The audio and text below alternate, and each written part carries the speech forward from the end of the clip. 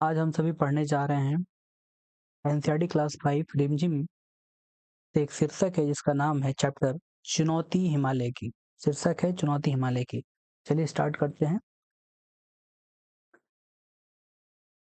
जोजिला पास से आगे चलकर जोजिला पास से आगे चलकर जवाहरलाल मातायान पहुंचे तो वहां के नवयुवक कूली ने बताया, साहब सामने उस बर्फ से ढके पहाड़ के पीछे अमरनाथ की गुफा है। जोजिला के पास, ठीक ना, जो कि एक दर्रा पड़ता है, जो जिला पास पड़ता है, वहां पर जवाहर मातायान जो एक है वो पहुंचे वहां पर।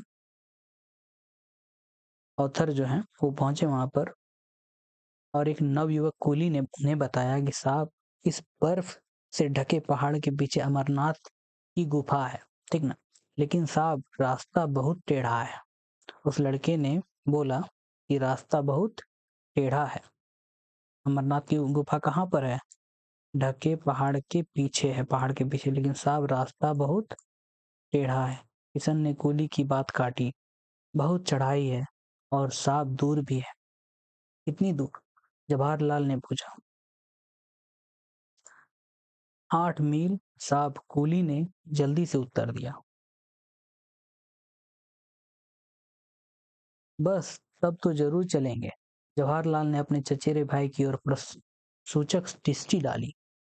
बस अब बस तब तो जरूर चलेंगे। जवाहरलाल ने अपने चचेरे भाई की ओर प्रश्नसूचक दृष्टि डाली। दोनों कश्मीर घूमने निकले थे। कौन कौन कौन कौन निकले थे कश्मीर घूमने? जवाहरलाल ने अपने चचेरे भाई के साथ प्रश्न सूचक दृष्टि से नजर डाली और कहा कि हम लोग जरूर जाएंगे।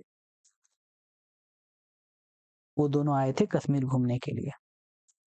जोजिला पास कश्मीर जोजिला पास जो है वो लद्दाखी इलाके की ओर चले आए थे। जोजिला पास से होकर वो लद्दाखी इलाके चले आए थे। अब अमरनाथ जाने में क्या आपत्ति हो सकती थी? फिर जवाहरलाल रास्ते की मुश्किलों के बारे में सुनकर सफर के लिए और भी उत्सुक हो गए। कौन कौन चलेगा हमारे साथ? जवाहरलाल ने जानना चाहा। तुरंत किशन बोला, साहब मैं चलूंगा, भेड़े चराने मेरी बेटी चली जाएगी। किशन बोला, साहब मैं चलूंगा। उस लड़के का नाम किशन था।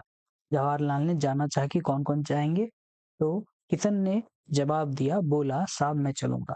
अगले दिन सुबह तड़के तैयार होकर जवाहरलाल बाहर आ गए।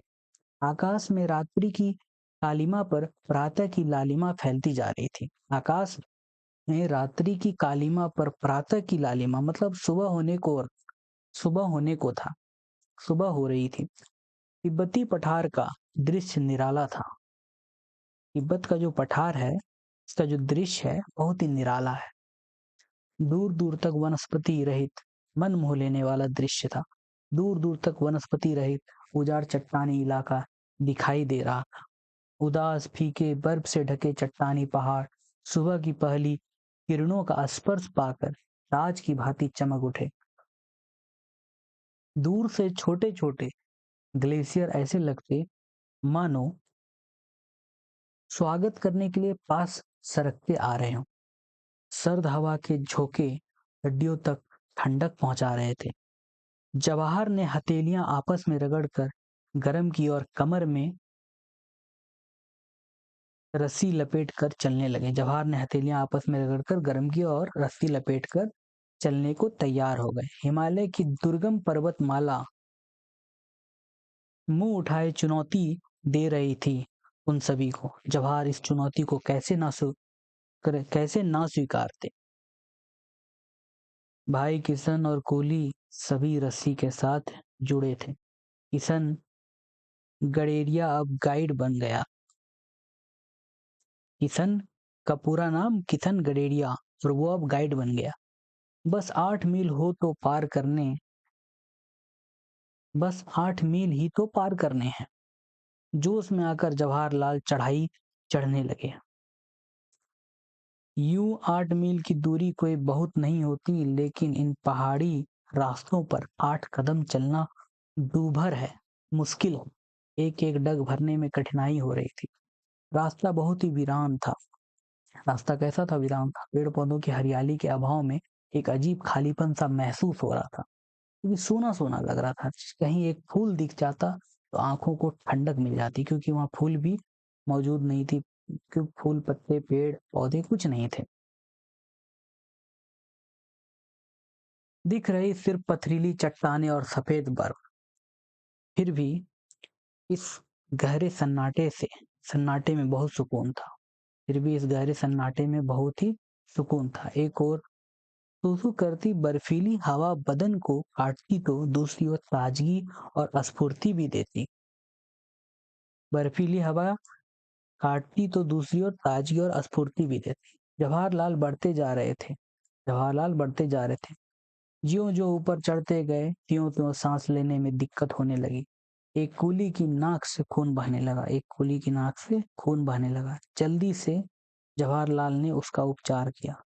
खुद उन्हें भी कनपट्टी की नसों में तनाव महसूस हो रहा था। क्यों ऐसा हो रहा था? क्योंकि वो ज्यादा हाइट पे थे, और जब ज्यादा हाइट पे जाते हैं तो इस तरह की कंडीशन बनती है। लगता था जैसे दिमाग में खून चढ़ आया हो। फिर भी जवाहरलाल ने आगे बढ़ने का इरादा नहीं बदला। और मौसम, सिचुएशन, कंडीशन वहां की इस प्रकार की थी जिसके कारण इन लोगों को इस तरह की कंडीशन से जूझना पड़ रहा था। According to situation.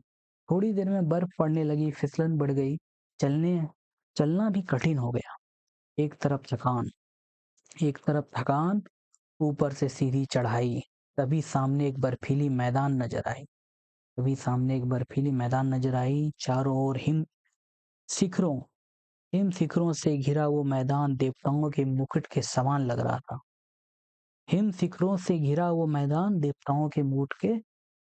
रहा था। प्रकृति की कैसी मनोहर छटा थी, आंखों और मन को तरोताजा कर मनोहर छटा थी आंखों और मन को तरोताजा कर गई। बस एक झलक दिखाकर बर्फ के धुंधलके में ओझल हो गई। दिन के 12 बजने वाले थे। सुबह 4 बजे से वे लोग लगातार चढ़ाई कर रहे थे। शायद 16,000 फीट की ऊंचाई पर होंगे इस वक्त अमरनाथ। अमरनाथ से भी ऊपर, पर अमरनाथ की गुफा का दूर दूर तक पता नहीं था। इस पर भी जवाहरलाल की चाल में ना ढीलापन था ना बदन में सुस्ती। हिमालय ने चुनौती जो दी थी, क्यों नहीं था? क्योंकि हिमालय ने चुनौती जो दी थी, निर्गम पथ पार करने का उत्साह उन्हें आगे खींच रहा था। साहब लौट चलिए, वापस कैंप में पहुंचते पहुंचते दिन ढल जाएगा, एक कुली ने कहा। किशन गड़िया नाम था उसका। लेकिन अभी तो अमरनाथ पहुंचे ही नहीं। जवाहरलाल को लौटने का विचार पसंद नहीं आया। किसे पसंद विचार नहीं आया? जवाहरलाल को। वह तो दूर बर्फ के उस मैदान के पार हैं। किशन बीच में बोल पड़ा। क्या बोला? वो तो दूर बर्फ के उस मैदान के पार है। चलो चलो, चढ़ाई तो पार कर ली, अब आधे मील का मैदान ही तो बाकी है। यह कहकर जवाहरलाल ने थके हुए कुली को उत्साहित किया। जब हम लोग इस तरह की कंडीशन में होते हैं तो एक दूसरे का हौसला बढ़ाते हैं, हिम्मत देते हैं और मोटिवेट करते हैं। उसी प्रकार जवाहरलाल ने कुली को किया। सामने बर्फ का सपाट मैदान दिखाई दे रहा था। उसके पार दूसरी ओर से नीचे उतरकर गुफा तक पहुंचा जा सकता था। सामने जब सपाट मैदान दिखाई दे रहा था तो उन लोगों को लगा उसके पार दूसरी ओर से नीचे उतरकर गुफा तक पहुंचा जा सकता था। जवाहरलाल फुर्ती से बढ़ते जा रहे थे। दूर से मैदान जितना सपाट दिख रहा था, असलियत में उतना ही ऊबड़ खाबड़ था। ताजी बर्फ ने ऊंची नीची चट्टानों को एक पतली चादर से ढककर एक समान कर दिया था। गहरी गहरी खाइयां थी वहां पर, गड्ढे बर्फ से ढके हुए थे और गजब की फिसलन थी। कभी पैर फिसलता और कभी बर्फ में पैर अंदर धंसता जाता। बहुत नाप कर कदम रखने पड़ रहे थे। ये तो चढ़ाई से भी मुश्किल था, पर जवाहरलाल को मजा आ रहा था। तभी जवाहरलाल देखा सामने गहरी खाई मुंह फाड़े निगलने के लिए तैयार थी। अचानक उनका पैर फिसला, वे लड़खड़ाए और इससे पहले कि संभल पाए वे खाई में गिर गए। साहब गिर गए, किशन चीखा। साहब गिर गए, किशन चीखा। जोर से जवाहरलाल ने आवाज लगाई। भाई भाई की पुकार वादियों को शांति भंग कर गई। वे खाई की ओर तेजी से बढ़े। रस्सी से बंधे जवाहरलाल हवा में लटक रहे थे। उफ, कैसा झटका लगा। दोनों तरफ चट्टाने ही चट्टाने, नीचे गहरी खाई। जवाहरलाल कसकर रस्सी पकड़े थे। वही उनका एकमात्र सहारा था। जवाहर ऊपर से भाई की पुकार सुनाई दी। जवाहर ऊपर से भाई की पुकार सुनाई दी। मुंह ऊपर उठाया तो भाई और किशन के धुंधले चेहरे खाई में झांकते हुए दिखाई दिए।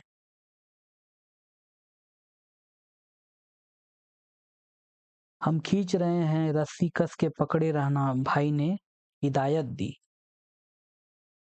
जवाहरलाल जानते थे कि फिसलन के कारण यूं ऊपर खींच लेना आसान होगा। भाई, मैं चट्टान पर पैर जमा लूं?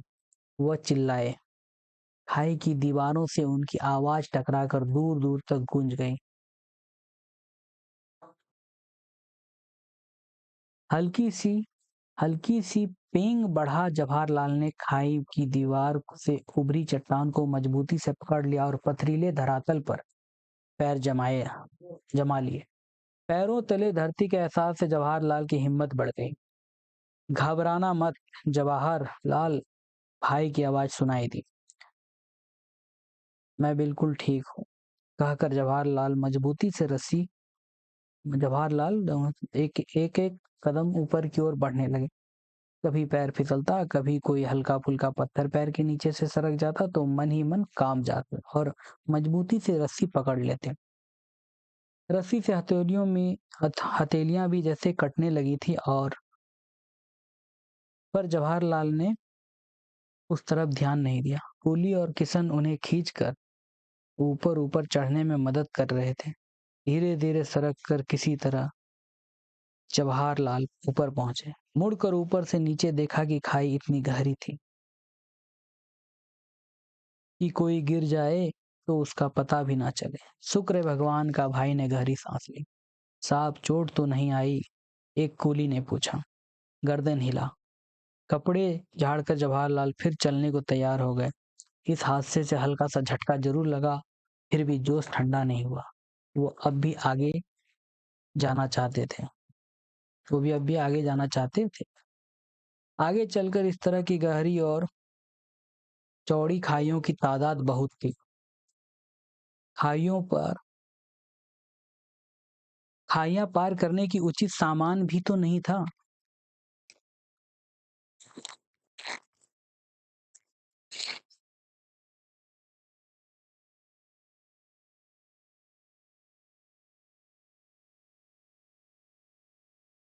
सॉरी। निराश होकर जवाहरलाल को अमरनाथ तक का सफर अधूरा छोड़कर वापस लौटना पड़ा। पहुंचने को अमरनाथ पहुंचने का सपना तो पूरा हो सका, पर हिमालय की ऊंचाइयां सदा जवाहरलाल को आकर्षित करती रहीं। इसके कथाकार हैं सुरेखा। ऑथर का नाम है सुरेखा पर पण पणधिकर। सुरे सुरेखा पणधिकर इनके ऑथर हैं। Thank you so much. ये अब भारत का नक्शा है, हमारा ये प्यारा भारत। जय हिंद, वंदे मातरम दोस्तों। फिर मिलते हैं अगले सेशन में। Thank you so much.